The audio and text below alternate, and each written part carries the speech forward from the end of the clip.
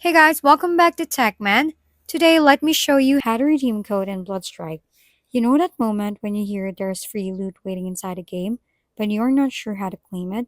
In Bloodstrike, redeeming codes is one of those little quality of life features that rewards you just for being engaged, and it only becomes available after you hit about level 4. Once you've pushed through the early missions and unlocked the events button under the battle pass, that's your gateway to rewards. Tap events and scroll until you spot the redemption code box. It's easy to miss if you're skimming.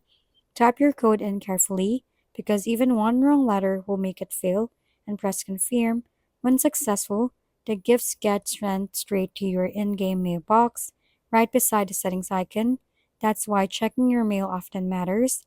Codes can expire and rewards won't pop up on screen automatically. Hit claim and enjoy the boost, whether it's currency, gear, or other valuable items to power up your progress. Redeeming codes this way can seriously accelerate your early game progression, so don't sleep on it. If we've been helpful, kindly give us a thumbs up, and don't forget to hit the subscribe and bell button for more contents.